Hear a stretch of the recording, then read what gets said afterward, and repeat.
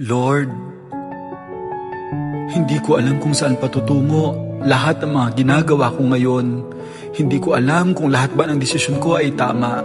Hindi ko alam kung anong mangyayari sa mga susunod na araw. Pero isa lang ang alam ko, Lord, kumakapit ako sa perfect timing mo. Ang hirap ng pinagdaraanan ko, Lord, pero maasa pa rin ako na magiging okay ang lahat.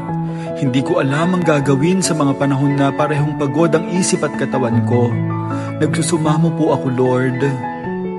Bigyan niyo pa po ako sana ng lakas upang magpatuloy na harapin ang lahat ng hamon sa buhay ko. Bigyan niyo pa po ako ng tibay ng loob, ng positibong pananaw, ng pag-asa dahil alam ko, Lord, na ang lahat ng problema at paghihirap ko na ito ay matatapos rin at magkakaroon ng solusyon. Pero nakikiusap po ako, Lord, na huwag niyo pong pababayaan ang aking pamilya at mahal sa buhay. Ilayo niyo po sila sa lahat ng uri ng kapahamakan at disgrasya, sa lahat ng uri ng sakit at karamdaman. Di baling mahirap ang buhay, Lord, basta malusog ang aking pamilya at ligtas.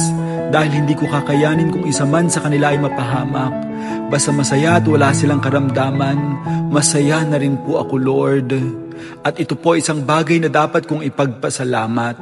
Lord, nawa dinggin niyo po ang aking dasal at huwag po sana kayong magsasawang makinig sa akin. Dahil ikaw lang po talaga ang pwede kong lapitan. Ikaw lang po talaga ang pwedeng magbigay ng aking kahilingan.